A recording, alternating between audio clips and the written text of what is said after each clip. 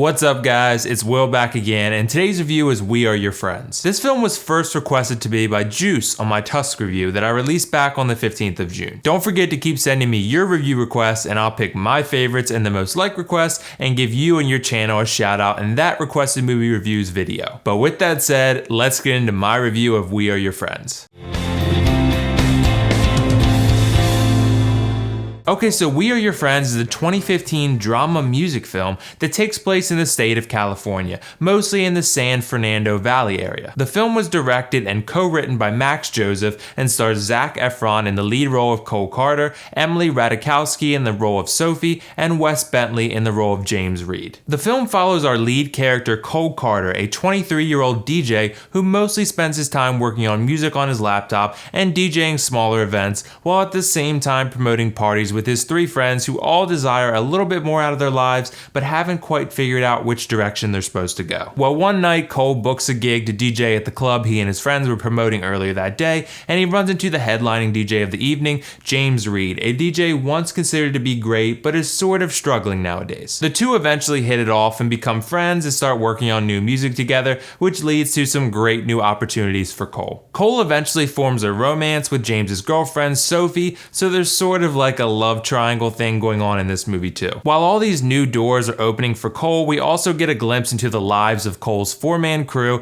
trying to find their place in the world and struggling through their early 20s like the rest of us. They work jobs they hate and mostly live with their parents, you know, early to mid-20s problems in America 2015/2016. The rest of the movie is spent watching Cole try to live out his dream as a DJ and to find out who he really is, while the rest of the characters try to do the same minus the DJing part. Okay, so I came into this movie with pretty decent expectations because I like these kind of artsy, introspective type of films where you might walk away with a good life lesson or two. But this is not a good movie because it feels like it has no direction. This movie tries to appeal mostly to the EDM crowd who enjoy going to these type of shows and live this sort of overall lifestyle. And to be completely honest, I'm not one of those guys. I do enjoy EDM, but I've never been to an EDM show and I can't relate to these characters' behaviors and overall lifestyle. I also think you could argue that this movie simply tries to appeal to people in their mid-20s who are struggling to find themselves after graduation from school, changing jobs, and so on. There are plenty of scenes where the characters get super introspective and sort of preachy about the true meaning of life and how it should mean a lot more for them than it currently does. And these are all great messages to be sending on topics that are really important and great to think about, but for the sake of a movie, the story has to have some weight to it, and this one just doesn't. When the characters give these speeches to one another, they don't really amount to much because the story is pretty weightless overall. The characters go through the same motions over and over again, and I didn't feel like they were ever really making that much progress. It's nice to have these characters go on these eloquent speeches about the true meaning of life, but they ultimately don't mean much when they don't act on it. I would say the movie spends the majority of the time with Cole and his crew, and while they're all sort of interesting characters, they don't really have very much chemistry together at all. They don't really feel like a close group of four friends to me. They feel more like four actors who were thrown together that are acting like they're friends. Besides Cole, obviously, since he's the main character, I didn't even remember any of the other three guys' names at the end of the film because they didn't leave much of an impression on me. I don't blame this on the actors. I blame it more so on the script. I wouldn't go as far to say that the dialogue is bad in this movie. It's okay because it does feel true to the characters' personalities, but at times it does come across as a little preachy. Like I said, there's a decent chunk of this movie where the characters will just go on speeches that come across as a little out of place or just excessive. And this probably would have worked if the story was better, but since it's not, these speeches don't feel natural at all. This is a story mostly about outcasts because all the characters have their own problems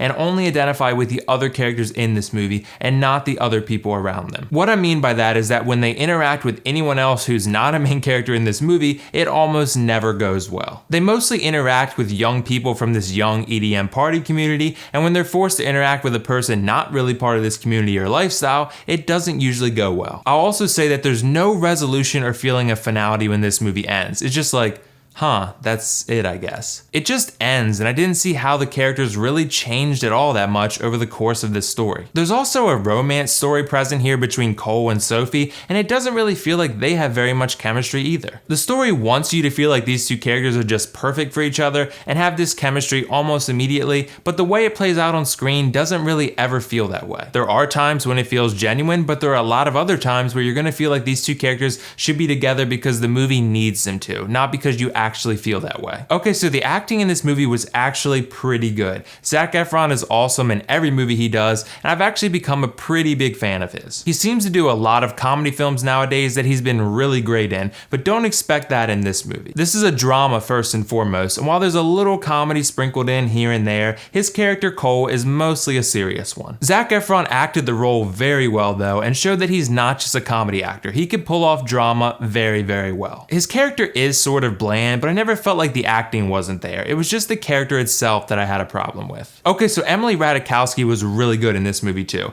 Same with Zac Efron's character though, she was really well acted, but her character didn't really have too much substance to her. Her character is pretty much just the beautiful love interest, and the film doesn't really explore her backstory very much. There's one scene where they do that gives you a little bit of a better idea of how she became James's personal assistant and girlfriend, but that's it. So yeah, well acted, but not a well written or designed character. So next up is Wes Bentley's character, James Reed, who I thought was the best character in this entire movie. He struggles with substance abuse issues, and he's trying to understand where he lost his way career-wise. He's acted really well and plays a very pivotal role in this story and sets a lot of key events into motion in mostly interesting ways. So Cole's other three crew members, Ollie played by Shiloh Fernandez, Squirrel played by Alex Shaffer, and Dustin played by Jonny Weston, are all relatively unique, but they don't get a ton of exploration individually where you're gonna remember much about their character. Like I said, I barely even remembered their names at the end of the movie because while they're important, they aren't super memorable. Once again, well acted, not well written or developed characters in my personal opinion. The last thing I want to mention is the music. Now this is a music-centric film, and there are a lot of cases where this movie can feel like a music video more so than an actual film. I say that because the music takes a predominant position in a ton of scenes. There's a lot of montages with electric dance music playing in the background, so if that's something that you don't think you're gonna enjoy, then this film is definitely not for you. I didn't necessarily mind it because I like this kind of music, and it helped me immerse myself into this DJ's story a little bit better. Okay, so overall, I gotta say I was pretty disappointed with this film. I thought it had mostly good acting, decent dialogue overall, and good music that supported the feel of the story. Sadly, I also felt the characters were pretty bland and had little to no chemistry with one another. The romance storyline felt a bit forced, the plot felt like it had no direction, and the ending didn't provide any resolution or feeling of finality. I'm gonna give this film a 5.5 out of 10 and say that you should pass unless you're really into the EDM scene and can potentially relate to these characters on that level. So did you guys see We Are Your Friends yet? What did you think of it? Let me know your thoughts in the comments below. And if not, let me know whether you'd be interested in watching this movie or not. And as always, if you like this video, click that like button and don't forget to subscribe to my channel for much more content like this. Thanks again to Juice for the request, and keep them coming, everyone. Just comment on any of my videos and I'll see it and add you to my review request list. That's all for now though. This is WillFoxification signing off. See you in the next review.